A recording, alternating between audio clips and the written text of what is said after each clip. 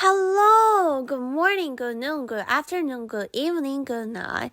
It's your friend Olinda Wei here again. First of all, Merry Christmas!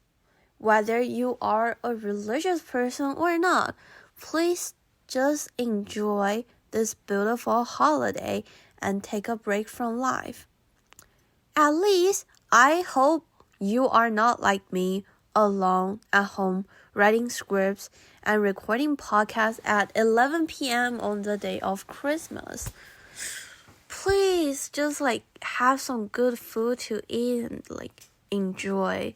Go wherever you want or just take a rest. I don't know. However, the performance I want to talk about today is also really associated with Christmas or the broader idea of religion. It is Niño, Nativity Reconsidered, which is, in my personal interpretation, a part of the Christmas event of the Cathedral Church of St. John's the Divine. For those who don't know, the Cathedral Church of St. John the Divine, sitting near Columbia's University. The only reason for me to mention that the church is near Columbia's is because as Chinese, my parents really love that college somehow. Located in Uptown Manhattan, is the largest church in New York. They got 96 flying bushes and all of the nice interiors. The only reason why am I mentioning the phrases flying bushes is because it will be a part of my art appreciation final exam. And yes, art appreciation is mandatory if you are a Stuyvesant High School student. So please, back to the church. It is really beautiful, and if there's any chances, please do visit. It's worth. I arrived at the church at 7 p.m. that day, which is last Thursday, right after I finished the script for the Circle Songs episode. The concert haven't started yet, but I'm just feeling some pressure. Let's set up the scene. When you are sitting with those old classical music lovers who act like critics, judging and naming all the people who are going to participate in this performance, and you are just a 14 years old little kiddo who are there only because, first, love to music, second, tickets are affordable, third, Anthony Roth Costanzo. Yeah, I'm sorry. No offense, but it is just so terrifying to sit with those 80 years old people in fine clothes with glasses and talks to their mates like judges or lawyers that's on the court. I don't know what else can I say, but at that moment I was actually so scared. I'm just a cute little high school kid. Please save me from this situation. I know nobody cares about me, but please. Okay, that performance finished. What should I say? On the program, it says it starts at 7:30 and lasts for 2 hours. Great. We all know that a program or playbill are not that trustworthy, and there just aren't any performance that will be started on time. So we began at 7:45 and ended at 8:45. Wow, I know it is pay as what you wish, but it is kind of still like a scam for me if you finish an hour prior was in the program. I'm so sorry to describe it this way, but I was just expecting more than that. I have to say the phrase I'm sorry again. It is actually all my fault. My cold is just so serious that I cannot fully concentrate on the performance. People sometimes said that they are baptized by the music, but for me that day, I was assassinated by my cold. I almost passed away because in order to be respectful, I did not choose to cough, and I was almost choked. I mean, turning this episode into an episode that full with my complaining about how serious my cold is right back to that moment and right now isn't my intention. Just like I accidentally turned the last one into a podcast teaching people why they shouldn't date math guys. Whatever, you got my point. We should go back to the performance. So back to the performance, I randomly sensed Philip Glass. Nothing related to minimalism at all, but only because people sitting around me talk about Akhenaten. Yes, those judges and lawyer people, but the way that the composer inserted a narrative voice. I know that we all know every composer can insert some narrative voice in their composition.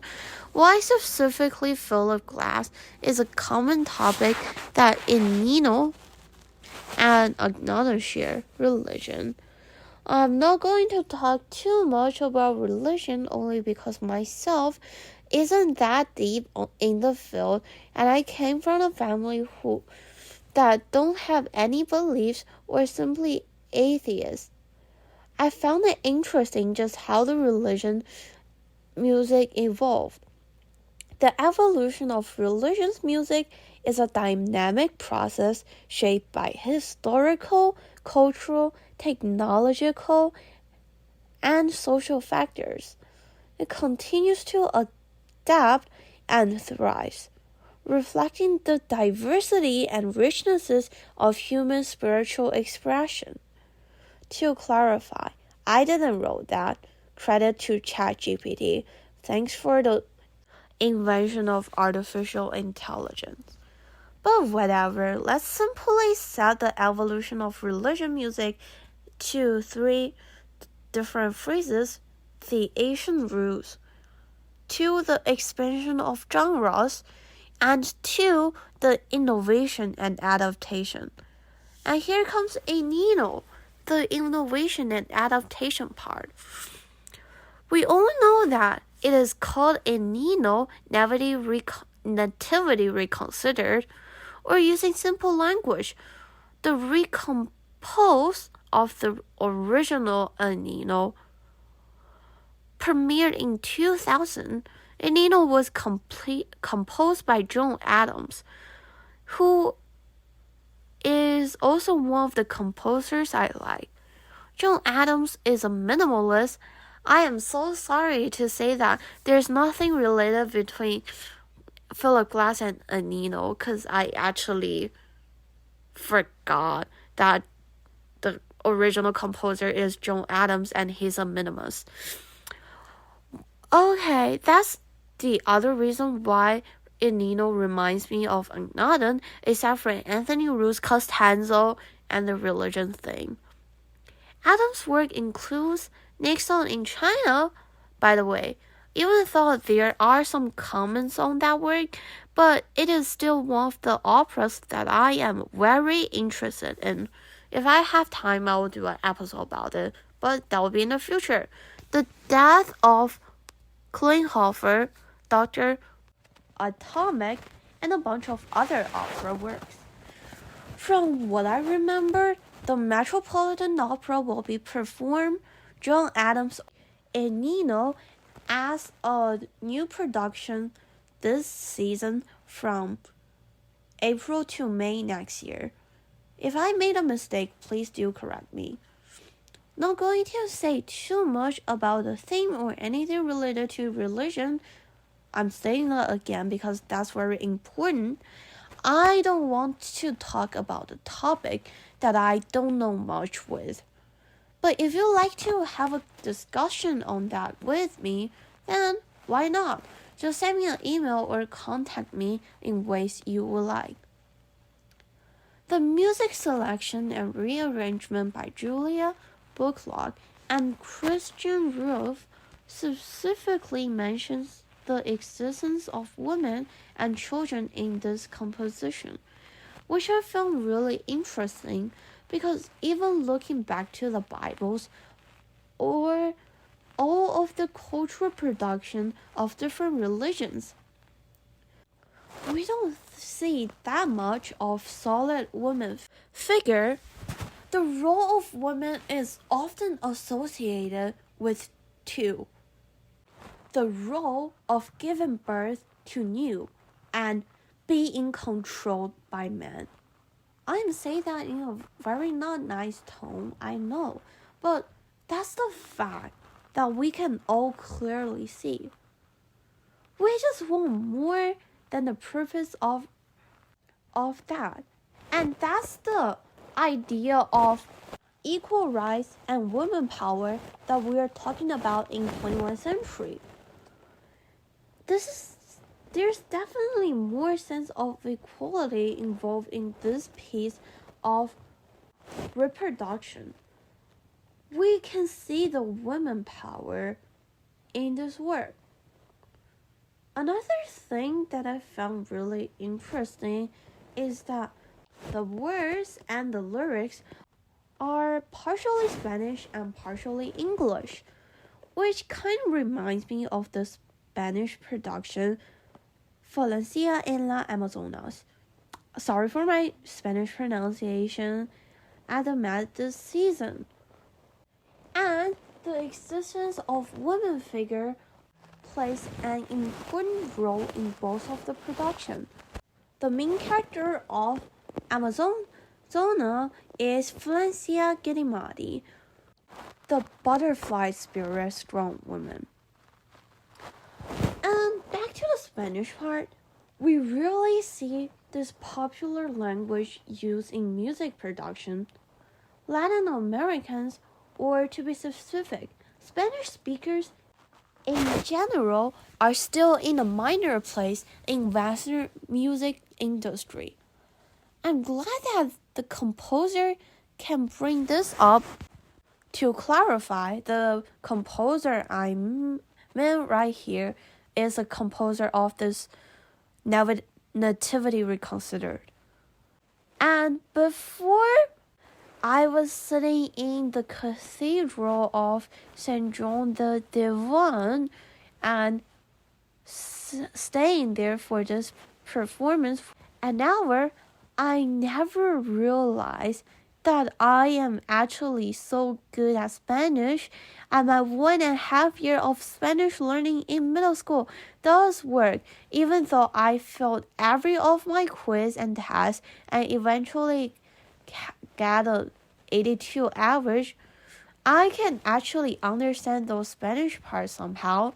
It might also be that the universal goddess theme that all religion work shared inspired me.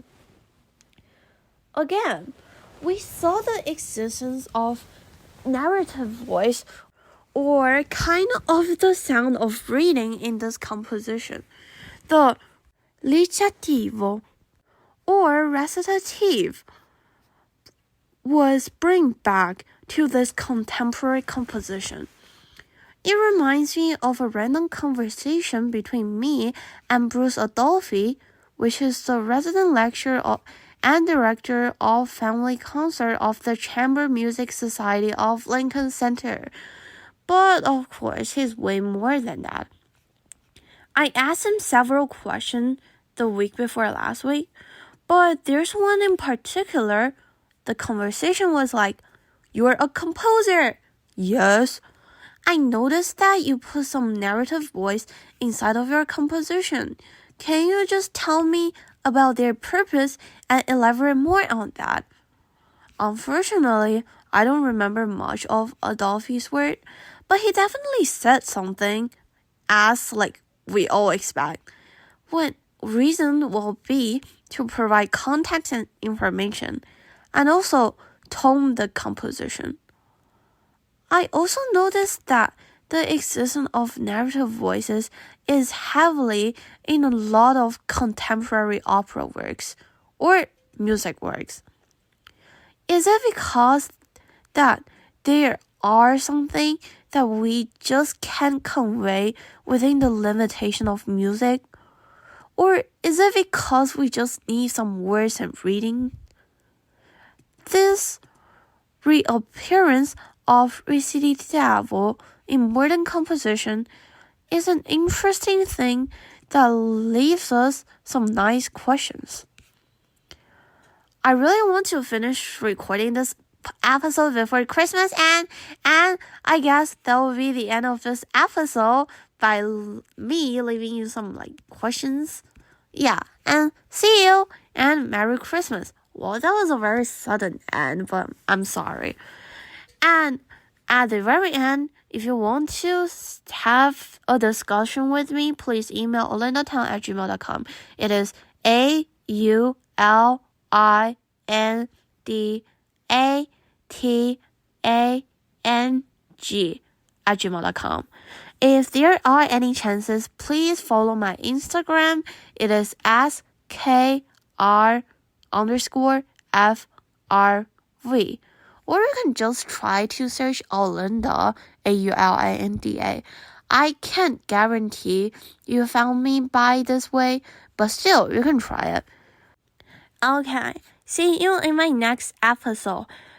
I don't really know what's the next performance will be, but it will definitely be there in next week. And Merry Christmas! Ooh, last Christmas. No, what the hell are you doing, Olinda? Bye! Wish you a good Christmas. And no more pop song here.